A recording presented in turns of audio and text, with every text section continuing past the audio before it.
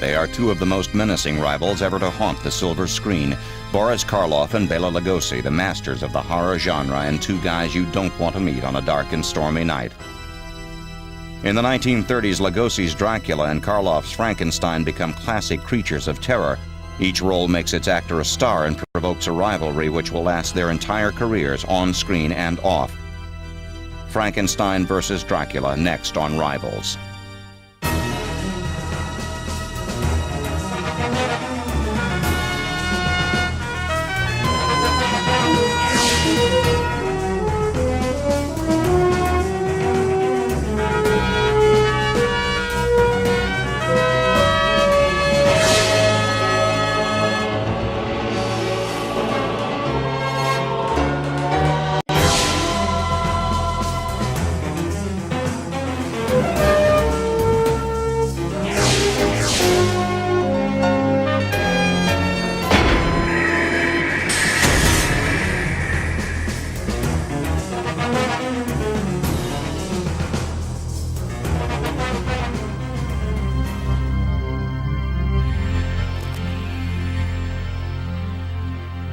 Good evening.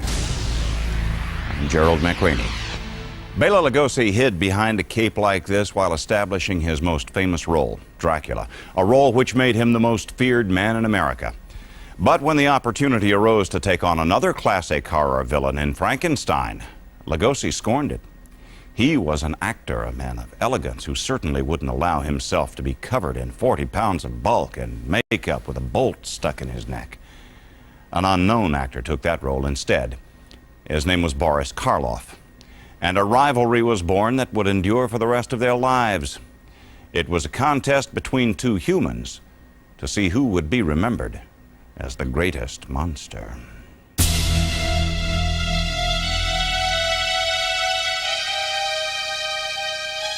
The roots of the rivalry between Boris Karloff and Bela Lugosi begin in the shadow of Dracula's castle. It's 1882, nearly 20 years since the end of the American Civil War. A baby boy named Bela Blasko is born in Lugos, Hungary, mere miles from where the legendary Transylvanian Count once lived. People in the town believe in vampires, those evil creatures who need human blood to stay alive.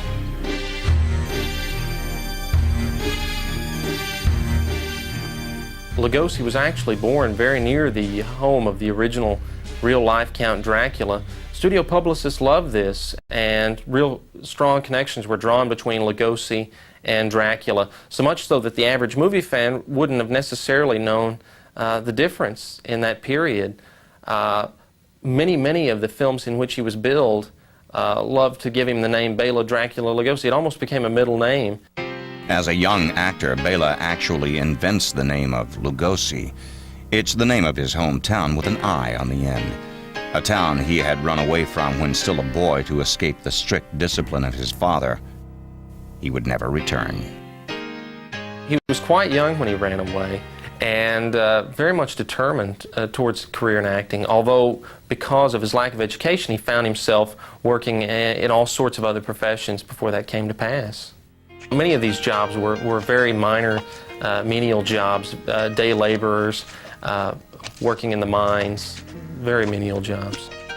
When Bela Blasko is just 5 years old, in far-off England, a baby boy is born into a cultured family. William Henry Pratt, or Billy as he's called, is the youngest child, just like Lugosi. Professionally, the Pratts have a tradition of working in the British Foreign Service. Billy's father is stationed in India when the boy is born. After his birth, his father, shortly thereafter, ran off to France, and when Boris, or Billy as they called him at the time, was still very small, his mother died. So he really grew up without a strong parental support system, and I think there were many times when he felt very forlorn, very lonely, and it's very possible that these feelings came out when he played the Frankenstein monster. I think there was a connection there. Billy Pratt is 22 when he sails from England to Canada, determined never to follow in the family tradition of public service. Like Lugosi, Billy too yearns to act. Also like Lugosi, Billy decides to take a stage name. Karloff's daughter, Sarah, says her father thought Pratt wasn't distinguished enough. William Henry Pratt wouldn't have been very frightening on a marquee, though. So he told the story that Karloff came from some far reaches of his mother's side of the family, and Boris came from thin air. But from looking at his family tree, we cannot find anything that vaguely relates to Karloff. I think each name came from thin air. In the early 1900s, both Karloff and Lugosi are struggling actors. When things look bleakest, Lugosi finally gets accepted at Hungary's National Theatre. At age 20, Bela's on stage at last. Lugosi was classically trained as an actor, and in his home country, he was, in many photographs, he even resembles a Valentino. He really desired romantic roles, but often found himself playing mere minor parts. It's a similar struggle for Karloff, friendless and alone in Canada. This is your life. Years later, after becoming a household name, he'd remember what he'd had to do to survive in those early years. Well, I cleared land, shoveled coal, laid streetcar tracks, did all sorts of things. It's the era of vaudeville and traveling shows. At age 22, Boris bluffs his way into an acting job with a low-rent stock company. He paints his face with axle grease and puts cornstarch in his hair to play an old man. Unlike the dashing Bela, who wants romantic roles, Boris assumes he'll be a character actor. From their earliest beginnings, the rivals see themselves quite differently. Bela boasts of his theater background. Boris laughs at his. Karloff rather made a joke about his theatrical training. He worked with all these gypsy troupes, these barnstorming stock companies all over Canada and Western America. He, in fact, used to tell the story that some of the companies he worked with were so woebegone that the actors would frequently skip the second or third act when they were performing because they were tired and they wanted to go home. And he said actually it served the audience right because they had no business being there in the first place, wasting their time on such terrible theater. The rivals also have differing ideas about their new names. Billy Pratt never legally becomes Boris Karloff, not even when Karloff becomes one of the world's most famous names. He also never gives up his British citizenship. Lugosi, on the other hand, proudly becomes a U.S. citizen and changes his name.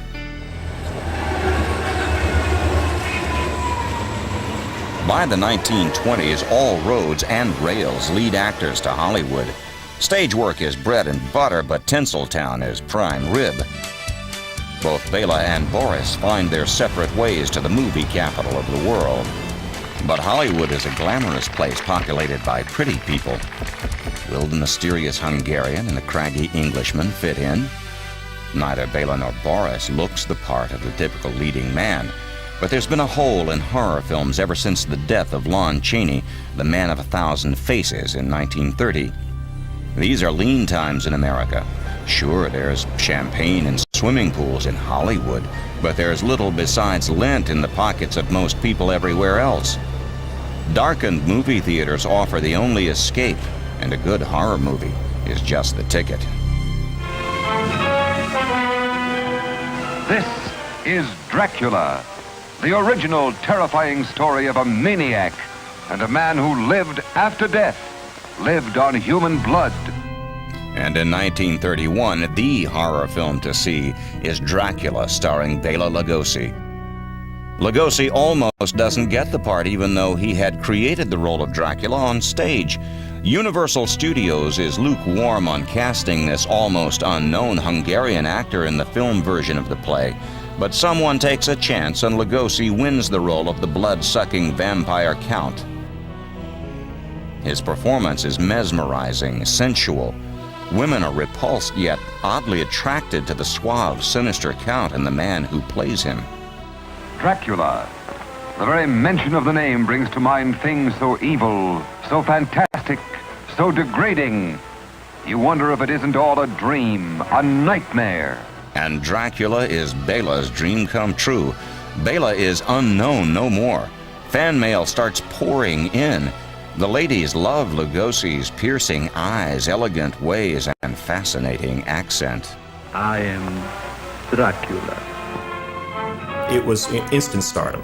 And of course, he was thrilled to receive the role. There's the wonderful story about Lugosi playing Dracula, in which he would prepare for each take on the soundstage by parading up and down, posing in front of a full-length mirror, throwing his cape over his shoulder, waving his fist in the air and shouting, "I am Dracula." And he would do this with a great passion and a little touch of matinee idol vanity, but it worked.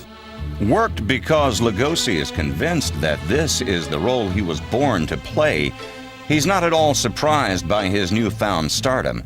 In his personal life, Lugosi is a commanding presence, aloof, mysterious, exotic, qualities evident in his early short of Bela being interviewed at his Hollywood home. I guess I'm pretty much of a lone wolf. And the lone wolf is the heir to Hollywood's horror throne, the new Lon Chaney. The studio rushes to get Lugosi's next film ready, a film called Frankenstein. Meanwhile, another actor is at the same studio at the same time, eagerly grabbing minor parts. His name is almost as strange and exotic as Lugosi's, though it's a name that means nothing to Bela or to Hollywood. But soon the name Boris Karloff is one Bela will never forget. By 1931, Dracula had catapulted Bela Lugosi to stardom. Boris Karloff was an unknown bit actor. But Bela was about to make a career choice that would bring them forever into direct competition. 1930's audiences flocked to movie theaters. It's the cheapest way to escape the horrors of the Depression, and since Dracula, horror films are especially hot. Universal Studios sends a script to Bela Lugosi. It's called Frankenstein. Bela will star as the man-made monster, but when he reads the script, Bela is appalled. What's with all this makeup? Where's the dialogue? Despite what the studio may have felt about the Frankenstein monster role, Lugosi believed that it required no talent, that it was just a bunch of meaningless grunts and groans, that he didn't wish to be buried under all the makeup, and that as a very much an overnight star, that he shouldn't be relegated to playing that kind of a role. But before announcing his decision, Bela appeases the studio by enduring a screen test as the monster, a test lost long ago. Lugosi calls the lengthy makeup session a real horror, and he wonders how fans will recognize him in this monster getup. Bela begins thinking of ways to get out of playing the part. He even considers getting a doctor's excuse, certain that his personal physician will say that the role is too stressful. Bela never has to go that far. He offends studio management by flatly turning the part down. It's a decision that will haunt Lugosi for the rest of his life. The search is on for another actor to play the monster, and he's found in no time. His name is Boris Karloff.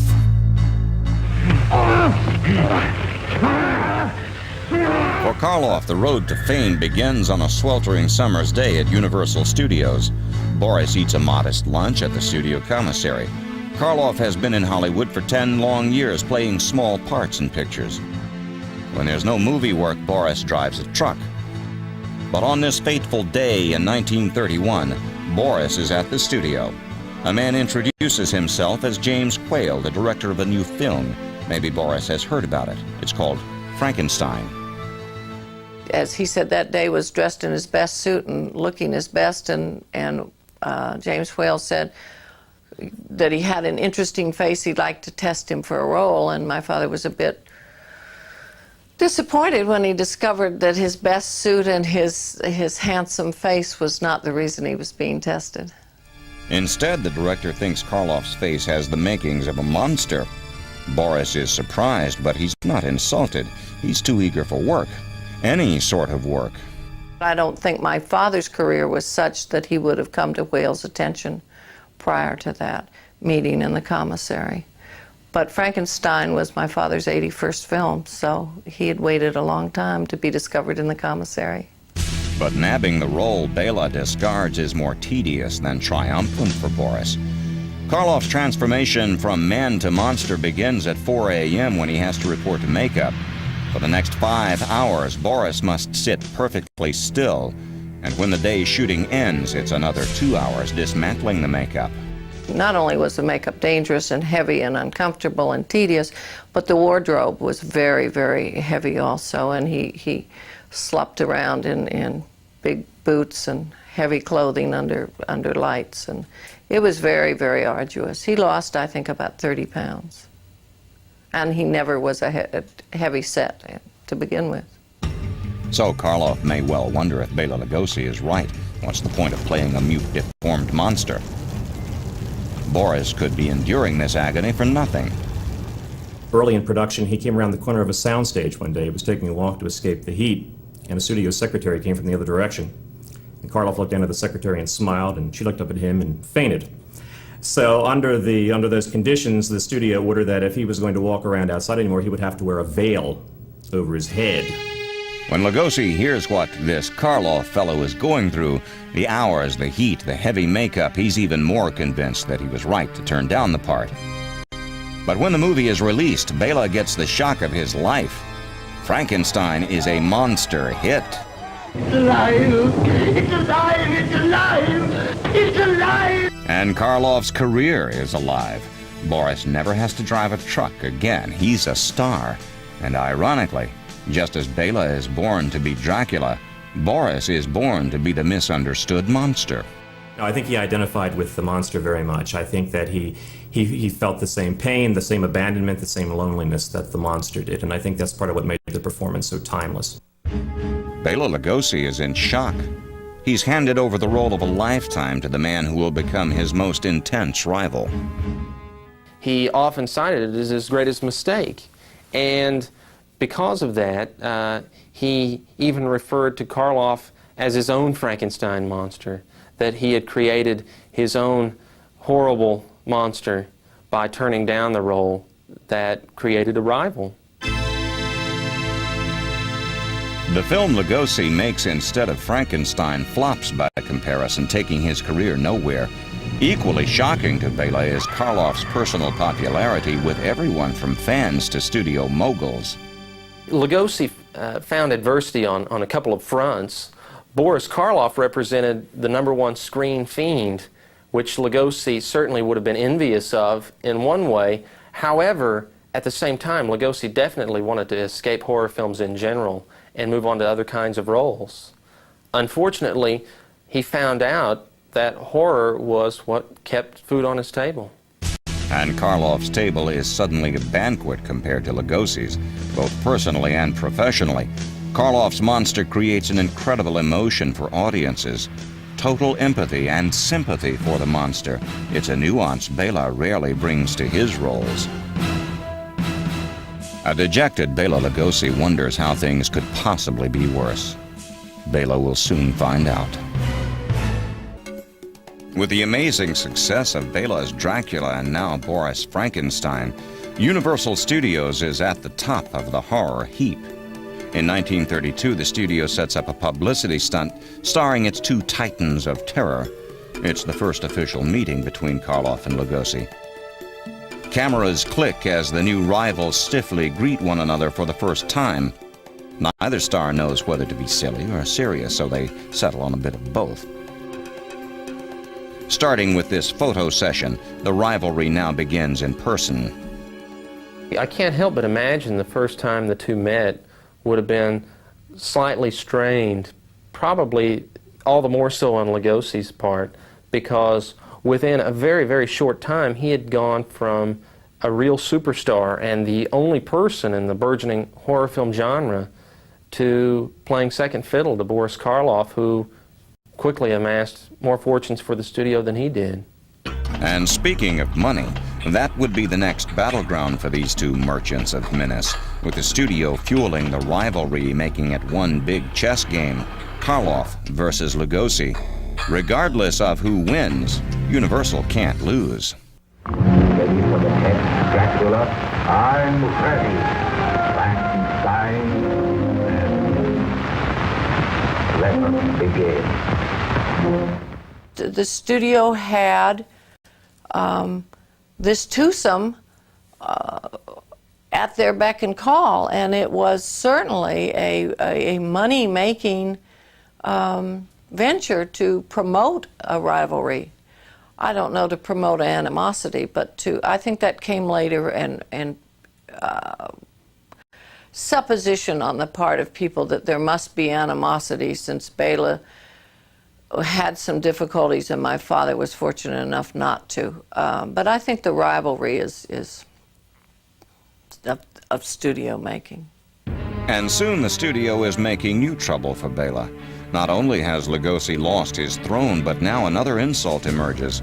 Karloff gets a star contract making twice as much money as Lugosi. The rivalry intensifies as plum parts are dangled over the heads of both rivals, playing one off the other. Just as Lugosi gets top billing in White Zombie, Karloff stars in The Mummy. The Mummy. Is it dead or alive? And what could be better box office than playing one off the other in the same film? That's just what happens in The Black Cat in 1934, the first teaming of the rivals.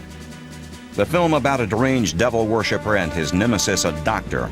Boris is the devil worshipper, Bela is the doctor. Karloff and Lugosi show up together for a publicity stunt to audition black cats for the film. Bela Lugosi and Boris Karloff, then and now the delight of countless horror movie fans, presided over a cat show, a black cat show. What else? Bela probably feels like baring his claws and fangs to Karloff, who takes top billing over Lugosi in this film and every other film the rivals are in together. There was a tension on the set. Bela Lugosi was by nature a very dominating man. And in The Black Cat, he had to take billing below Karloff. In fact, Karloff was billed by simply his last name, Karloff. And the billing would read Karloff and Bela Lugosi. And Lugosi was resentful of this, and he was a little resentful too, and a little suspicious and a little scared because Karloff was such an incredibly charming man. And finally, one day, he became somewhat fed up with the whole thing, and he decided he was going to dominate the conversation. And he told everybody that, by the way, did you know that when I was in Hungary, I used to be a hangman? Well, it got the desired effect. Everybody stopped talking and let Bela tell his hangman story. I don't think anybody believed it, but they indulged him and let him talk about his days as a hangman, and he got everybody's attention, and he went home happy that day. Along with bigger billing and bigger bucks, Boris has the flashier part in what becomes a hit film. But Bela gets revenge in a final scene Lugosi thoroughly enjoys. There's an incredibly Baroque climax to The Black Cat in which Karloff is overwhelmed by Lugosi and he's put on a rack. Lugosi strips off his shirt, he takes a surgical instrument, and he says, "Did you ever see an animal skinned?" And he proceeds to skin Karloff alive.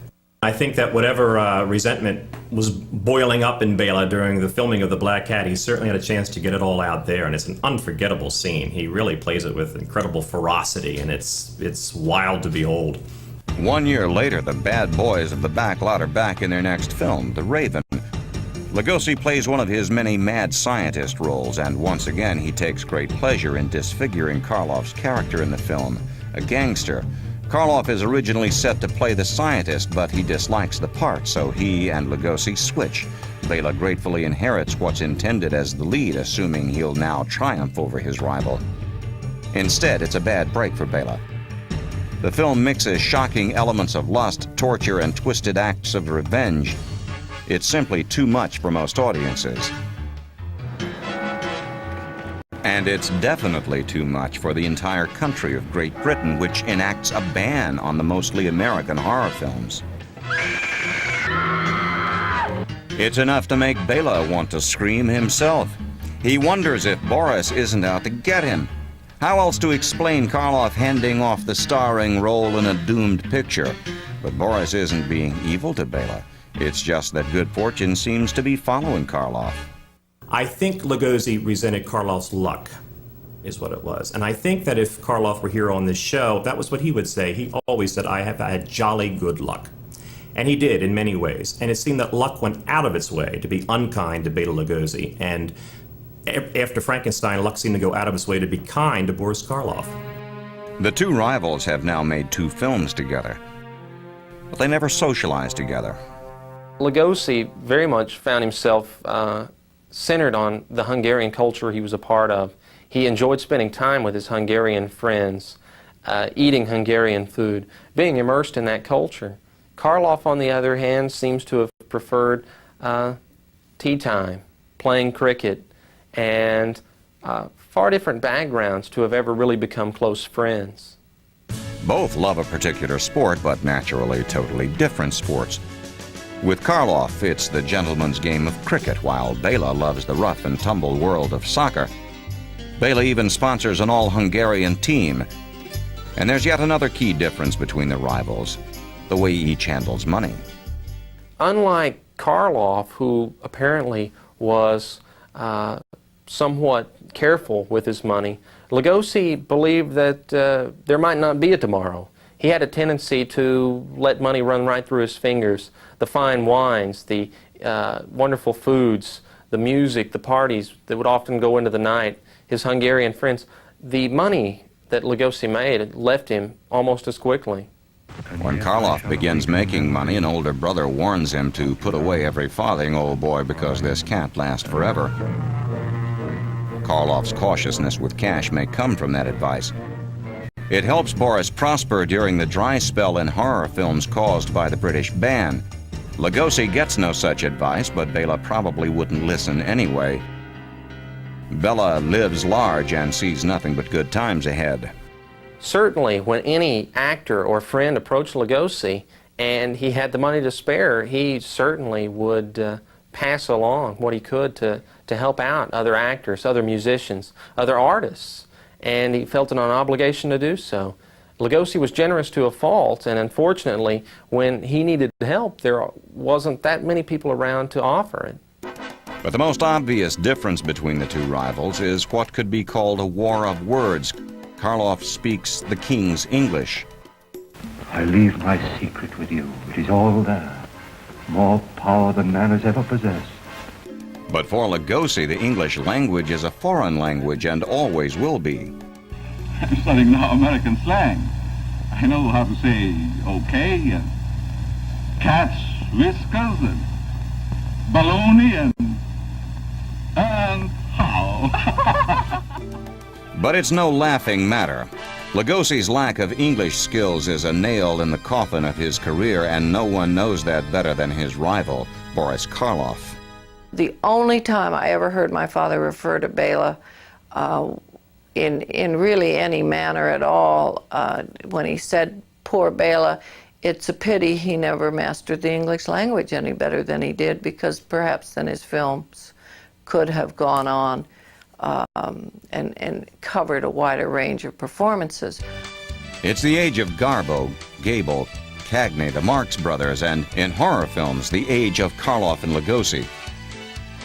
Karloff with his well-established top billing, of course. In 1936, the rivalry heats up again as the studio continues to poison Bela's career by offering him nothing but second banana parts. Take it or leave it. You're poisoned.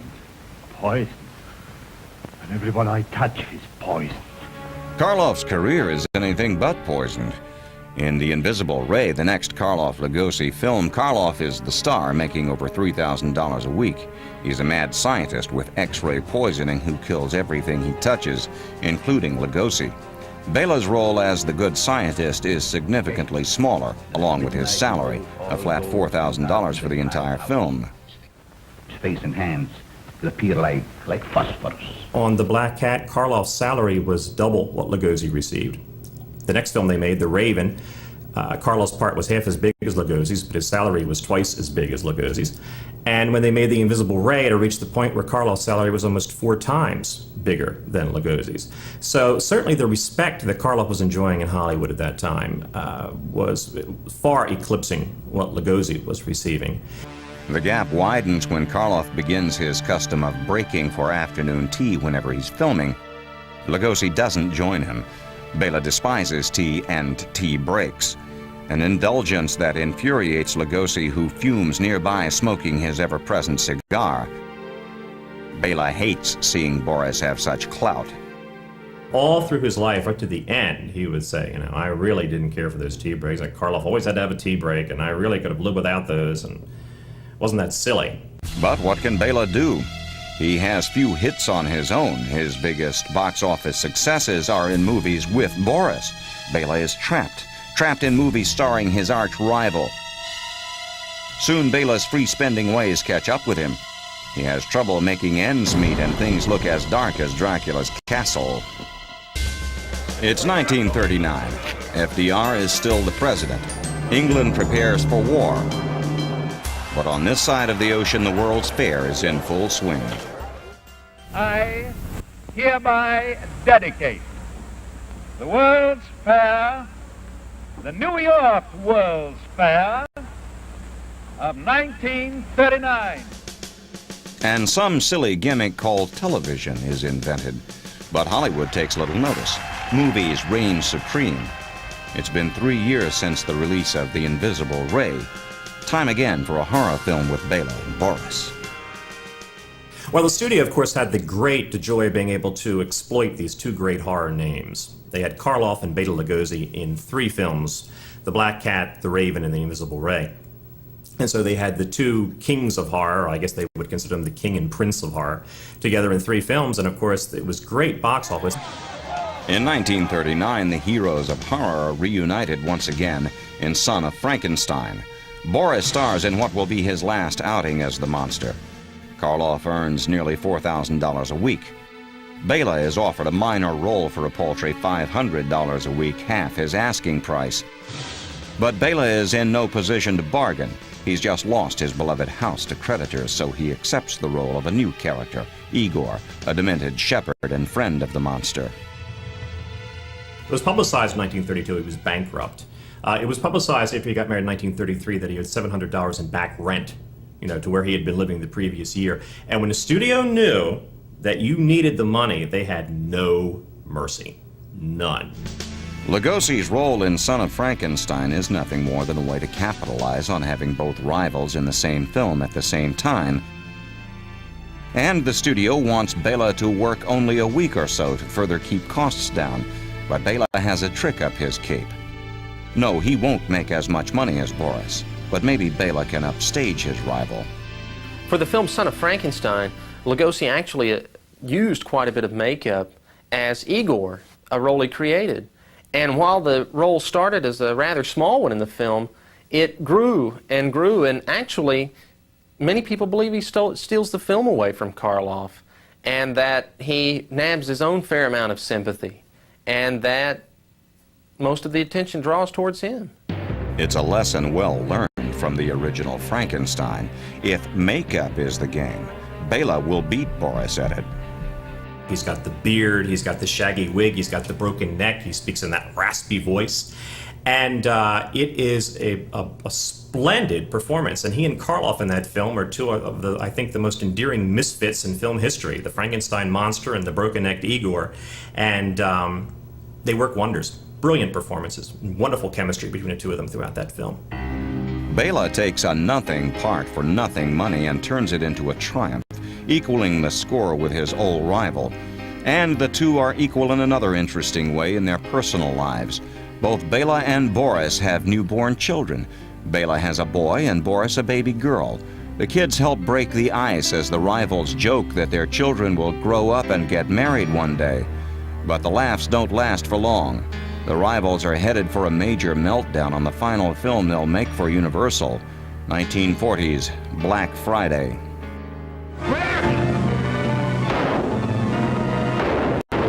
The change of roles that occurred during production meant that Lugosi found himself in a very small role, essentially, and not in anywhere near a starring part. So while billed as a Karloff-Lugosi film, it really became another one of these situations where it was a Karloff film with Lugosi as the supporting player. The film is about a gentle professor who turns into a murderous gangster following a brain operation. Karloff is cast as the professor, Lugosi as the surgeon. But Karloff doesn't like the script or his role. He takes the part meant for Bela. But this time, Bela doesn't get the Karloff part. Instead of a straight switch, the studio hires another actor named Stanley Ridges, and Bela is left with nothing but a minor role. Bela blames Boris and the studio. He's insulted, angry, jealous. If he weren't, it would be unusual. I would have to say that if I were in his position, I would have been jealous of my father. I would have been jealous of his career. Personal life, I don't think had anything to do with it. I think It would be very understandable if Bela were jealous of my father's professional life. Bela begins drinking heavily as his career takes a nosedive. It's 10 years since Dracula, and a new generation of kids, Bobby Soxers, find horror films funny, not scary. So Bela begins spoofing spooky films and his own image in them. Soon, another indignity. Bela agrees to play the Frankenstein monster in Frankenstein Meets the Wolfman after Boris refuses to play the role again himself. It's another bad break for Bela. His dialogue and some key scenes are cut in this forgettable film. You really get the impression that Lugosi, the Frankenstein monster, had meddled in a part that perhaps he should have left alone. It just seemed to have a curse on him in 1931. It seemed to have a curse on him again in 1943, and it just was bad. But there's no curse on Karloff. Boris is wowing audiences in a part written especially for him on Broadway. The play is Arsenic and Old Lace. It was one of the greatest hits in the history of the American theater. And Karloff played the homicidal maniac who explains that he killed somebody. Somebody asked him, "Why did you kill that man?" And he says, "I killed him because he said I looked like Boris Karloff." And of course, the theater would go wild when he said that line. Lugosi later takes the very same part when his rival drops out of the national tour. In some cities where Arsenic and Lace was making a return visit, the play did better with Lugosi in the cast than it had with Karloff. So of course, the line had been changed. Now, instead of the character saying, "He said I look like Boris Karloff," the character would say, "He said I look like Bela Lugosi." But either way, it worked. You and I should work together. You mean we would sell the bodies to the doctors together? Dig them up? There'll be no digging. The kirkyards are too well guarded. In 1945's horror classic, The Body Snatcher, Karloff's screen dominance over Bela reaches a pinnacle. Karloff stars as the creepy, grave-robbing cab driver who sells bodies to medical schools for fun and profit. Lugosi's screen time playing a dim-witted servant is next to nothing. The Body Snatcher became the last film the two made together, and it was most assuredly a Karloff film with Lugosi as just a minor player in the cast. Lugosi found himself smothered on screen by Karloff, just as possibly Karloff's success in real life had done the same to Lugosi's career. But Bela's career and his real-life script get much, much worse, as Boris Karloff soon has an even greater reason to shake his head and say, "Poor Bela." It seemed as if fate were dealing a harsher hand to the aging Lugosi. Karloff was living a comfortable life and was continuing to find work while Bela was drowning in self-pity. But neither one of them was ready to call a truce. The early 1950s are bleak times for Bela Lugosi. His career sinks into lower and lower rent productions like Bela Lugosi Meets a Brooklyn Gorilla, a B-movie with a B-comedy team, two guys impersonating the A-team of Dean Martin and Jerry Lewis. I don't understand a word. What am I, dumb or something?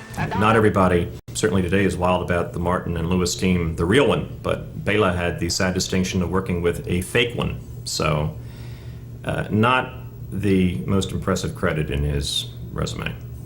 Then there's the laughable Glenn or Glenda, directed by the master of schlock, Ed Wood. Bela now lives alone in a rented apartment, barely making enough money to get by. He starts drinking heavily. Meanwhile, Karloff now lives in England, working only when he wants to. When he visits Hollywood to work, Boris stays at the elegant Chateau Marmont. But Bela Lugosi's life follows a far sadder script with a new twist as shocking as anything Bela experiences on screen. By the early 50s, Lugosi's career had not only fallen to its lowest level, his wife left him, taking with him his only son. And Lugosi, with an alcohol problem, with drug addiction to morphine, found himself with few alternatives. Bela says the drug was prescribed by a doctor for an old leg injury. Lugosi voluntarily checks into a state mental hospital for alcoholism and drug addiction. Karloff learns of Lugosi's troubles in the newspaper. Boris shakes his head, quietly says, "Poor Bela," but Karloff never gets in touch with his old rival. I think that Karloff sincerely felt sorry for him, but I think he realized that with Lugosi's pride and with this resentment, which he was aware of, that probably the biggest mistake he could do was to acknowledge that he was aware that he knew that Bela was in trouble, because it would have probably very much embarrassed Lugosi and upset him. And so therefore he just stayed cool and out of the picture. Bela's down but not out. With his flair and showmanship intact, Bela leaves the hospital. He hails his release as the first step on the comeback trail, and he manages to plug his new film. I was looking forward to work again. I understand that. I had an assignment playing the star part in The Ghoul Goes West. Yes, and Eddie Woods will be the producer. He also warns of the dangers of taking narcotics. I would say they should be very careful, should pray, and shouldn't start it, because it's a terrible ordeal to go through a withdrawal. It's the greatest pain in the world. Some local teenagers are fans of Bela's old films. They're thrilled to hang out at his apartment, and Bela seems happy to have the company. My first impression of him was just, it's hard to explain. It was just, we were with mouths agape. He was cordial, friendly, very nice person. He indulged us with all our questions and so on. I feel Bela was felt alone quite a bit, and he was very appreciative of friends that would come over and fans that would come over, and we had some great times together. We'd come over and we'd check the TV guide to see if every time one of his films would come on TV, we'd go over and watch the film with him. It was a comment that came out of him. We were watching one of his films. He says, "I used to be the big cheese," and that cracked us all up. Bela doesn't talk about Karloff except to complain about those no-good tea breaks. Bela's new wife, Hope, tells the kids about a dream Bela had. He woke up in the middle of the night and started to get dressed, and it woke Hope up also, and he said, "Bela, where are you going? What are you doing?" And he says, "I've got to get dressed. Karloff is waiting for me in the living room." And apparently he had been dreaming about Karloff, and it just became realistic to him. And then Hope calmed him down, got him back into bed. A few days later, in 1956, Bela Lugosi plays his final death scene. For real. He dies at home at the age of 73. Lugosi had just begun shooting the movie generally considered one of the worst films ever made, Plan 9 from Outer Space, directed by Ed Wood. Wood completes the movie using his wife's chiropractor as Lugosi's double. Lugosi's son and wife decide that Bela would like to be buried in his Dracula cape. I think a lot of audiences today realize that he had an incredibly strong screen presence. He was one of the darkest personalities ever in the cinema. And he was uniquely his own. So many other actors today and then tend to blend into one another, and they don't have as many unique qualities as Lugosi did and still does. 1 year after Bela's death, Boris Karloff appears on This Is Your Life. One of the surprise guests is the artist who created the monster's makeup for Frankenstein. He presents Boris with 2 electrodes, the ones he used to carefully apply to Karloff's neck, the ones that left small permanent scars for years and years. Connect electricity. I order you to open this door. Just like Lugosi, Karloff works till the end of his life, sharing stage and screen with a new generation of actors. I'm sorry, sir, but surely I made enough noise to awaken the dead. New actors, but none like his old rival. Ready for the next Dracula? I'm ready.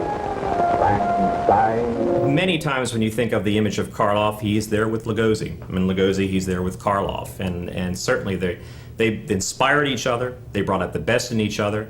There was just enough competition between them that they sparked each other. Karloff's end And credits roll in 1969 when he dies in England at the age of 82. If they could come back and see the incredible popularity of their films today, I think they would get a kick out of the fact that they're considered rivals. I think they'd have great affection for each other, but they would say, well, this rivalry is a healthy thing. When Lugosi died, he left the world fearing that he had been forgotten. Before Karloff died 13 years later, he had the glory of seeing himself on the cover of Time magazine, proclaimed as the king of horror films. They were both wrong. The final score had not yet been tallied, and the work of each man would live on, both in film and in nightmare, and would continue their rivalry even after death. The debate will never be over, yet it ultimately serves to give each man and each monster what he truly strove for: immortality. I'm Gerald McRaney. Thank you for joining us on Rivals.